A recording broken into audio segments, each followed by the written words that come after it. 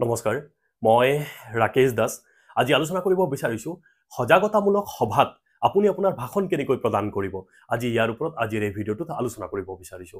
আজিৰ এই ভিডিঅ'টো বনোৱাৰ কাৰণ হ'ল মোক দুইজন ব্যক্তিয়ে মোৰ ইউটিউবৰ ভিডিঅ'বোৰত কমেন্ট কৰিছে যে সজাগতামূলক সভাত কেনেকৈ ভাষণ প্ৰদান কৰে মই তেখেতসকলক সহায় কৰাৰ উপৰিও যিসকল ব্যক্তিয়ে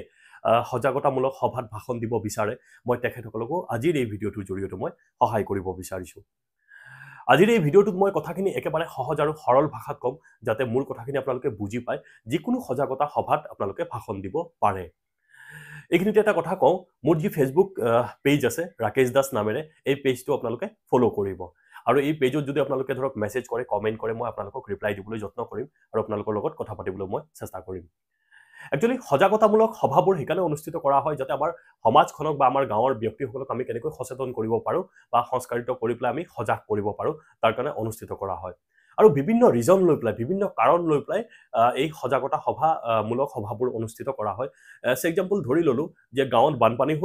হোৱাৰ পিছত বানপানী শেষ হোৱাৰ পিছত মানুহখিনি যথেষ্ট পৰিমাণে বেমাৰ হয় আৰু এই মানুহখিনিক নিৰোগী কেনেকৈ ৰাখিব পাৰি তাৰ কাৰণে বিভিন্ন ধৰণৰ এনজিও বা এনেকা ধৰণৰ আত্মসহায় গোট বা সমাজৰ ভাল ভাল মানুহ একত্ৰিত হৈ পেলাই এই মানুহখিনিক সজাগ কৰে আৰু যাতে মানুহখিনি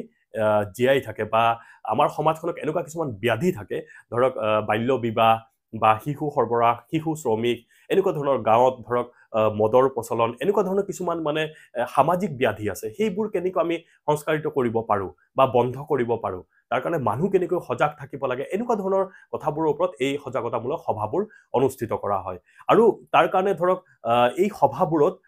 ধৰক জিলা উপায়ুক্ত মহোদয় বা অতিৰিক্ত জিলা উপায়ুক্ত মহোদয় উপস্থিত থাকে কেতিয়াবা চক্ৰ বিষয়া থাকে বা পঞ্চায়তৰ যি সভানেত্ৰী বা সভাপতি থাকে বা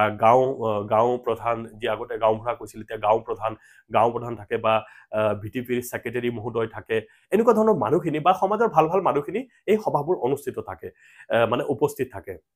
এতিয়া আহো কথাবোৰ যে আপুনি যেতিয়া সজাগতামূলক সভাত উপস্থিত হ'ব আপোনাক এগৰাকী বিশিষ্ট সমাজকৰ্মী হিচাপে আপোনাক আমন্ত্ৰণ জনাইছে আৰু যেতিয়া দুই এষাৰ কথা আপোনাক কবৰ কাৰণে অনুৰোধ কৰিব প্ৰথমতে আপুনি সেই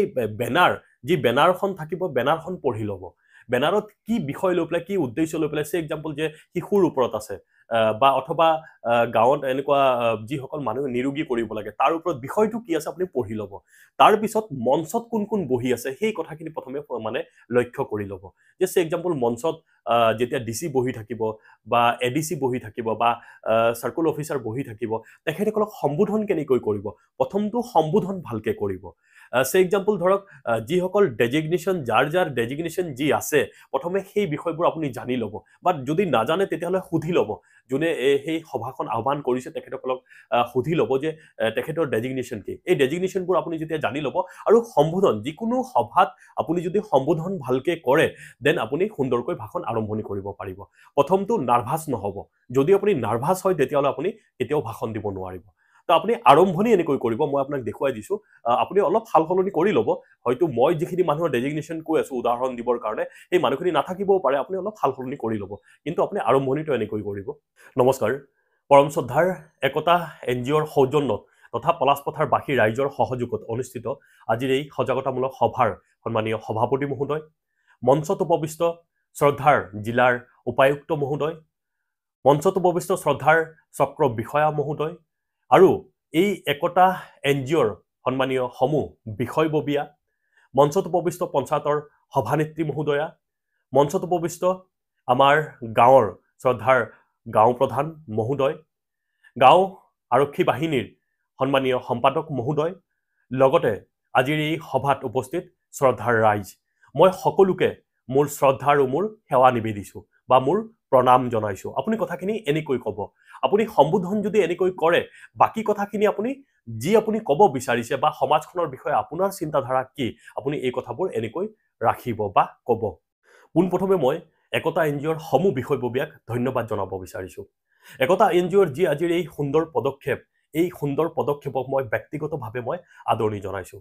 শ্ৰদ্ধাৰ ৰাইজ আজি একতা এনজিঅ'ই আমাক যি পৰামৰ্শ দিব বা মঞ্চত আসন গ্ৰহণ কৰা বিশিষ্ট ব্যক্তিসকলে আমাক যি পৰামৰ্শ দিব সেই পৰামৰ্শবোৰ আমি আখৰে আখৰে যাতে মানি চলো আৰু আমাৰ গাঁওখনক যাতে আমি আগুৱাই নিব পাৰো শ্ৰদ্ধাৰ ৰাইজ আমি যদি আমাৰ গাঁওখনক আদৰ্শ গাঁও হিচাপে পৰিগণিত কৰিব বিচাৰো কিছুমান সামাজিক ব্যাধি আমি আমাৰ গাঁওখনৰ পৰা আঁতৰাব লাগিব যেনেকুৱা ধৰণৰ উদাহৰণ দিবৰ কাৰণে মই ক'ব বিচাৰিছো কেতিয়াবা আমাৰ গাঁওখনত কেতিয়াবা কিছুমান শিশু শ্ৰমিক অথবা শিশু সৰবৰাহ বা বাল্য বিবাহ এনেকুৱা ধৰণৰ কুপ্ৰথাৰ উপৰিও কেতিয়াবা গাঁৱত কেতিয়াবা মদৰ প্ৰচলন অথবা কিছুমান অসামাজিক ব্যক্তিয়ে তীৰৰ টিকট বিক্ৰী কৰে এনেকুৱা ব্যাধিবোৰ আমি আঁতৰাব লাগিব আৰু এনেকুৱা ধৰণৰ ব্যক্তিবোৰৰ ওপৰত আমি মানে এক নজৰ ৰাখিব লাগিব আৰু সেই সকল ব্যক্তিক যাতে এইবোৰ কাম কৰিবলৈ আমি সমাজত বাধা দিব পাৰো তাৰ কাৰণে আমি গোটেই মানুহখিনি আমি একত্ৰিত হৈ আমি সজাগ থাকিব লাগিব কাৰণ এই কুসংস্কাৰবোৰে সভ্য সমাজক বহু পৰিমাণে আমি লজ্জানত কৰে আৰু নতুন প্ৰজন্মৰ যিসকল উঠি অহা ল'ৰা ছোৱালী আছে তেখেতসকলৰ ভৱিষ্যত ধ্বংস কৰে এনেকুৱা কামবোৰ যাতে আমি আমাৰ সমাজত হ'ব দিব নোৱাৰো তাৰ কাৰণে আমি সকলোৱে সজাগ থাকিব লাগিব এনেকুৱা ধৰণৰ কথাবোৰ আপুনি সভা সমিতিত ৰাখিব আৰু আপুনি কি কথা ক'ব আগদিনা যদি আপুনি ধুনীয়াকৈ লিখি লয় আৰু প্ৰিপেয়াৰ কৰে ঘৰত মই ভাবো আপুনি সভা সমিতিত সুন্দৰকৈ ভাষণ দিব পাৰিব এটা কথা লক্ষ্য ৰাখিব যে ভাষণ দিব যেতিয়া আহিব আপুনি ফাৰ্ষ্ট টাইমৰ কাৰণে ভাষণ দিব বিচাৰিছে আপুনি আগতে কেতিয়াও ভাষণ দি পোৱা নাই আপুনি প্ৰথমটো নাৰ্ভাছ নহব আৰু বেছি দীঘলীয়া ভাষণ দিবলৈ চেষ্টা নকৰিব যদি বেছি দীঘলীয়া ভাষণ দিয়ে তেতিয়াহ'লে আপোনাৰ খেলিমেলি হ'ব পাৰে সেইকাৰণে শৰ্টকে দিবলৈ চেষ্টা কৰিব আৰু যেতিয়া শেষত সমাপ্তি কৰিব তেতিয়া আপুনি পুনৰবাৰ একতা এনজিঅ'ক ধন্যবাদ দি মঞ্চত বহি থকা বিশিষ্ট ব্যক্তিসকলক ধন্যবাদ দি সকলোৰে সুস্বাস্থ্য আৰু দীৰ্ঘায়ু কামনা কৰি মোৰ চমু বক্তব্য মই ইয়াতে সামৰণি মাৰিছো এনেকৈ কৈ আপোনাৰ বক্তব্য সামৰণি মাৰিব আশা কৰো আপুনি যদি এনেকৈ কথাখিনি কয় আপোনাৰ বক্তব্য খুব সুন্দৰ হ'ব আৰু আপুনি সমাজখনক কিবা এটা আপোনাৰ মনৰ কথাবোৰ দিব পাৰিব এনেকৈ আপুনি আপোনাৰ বক্তব্য প্ৰদান কৰিব ধন্যবাদ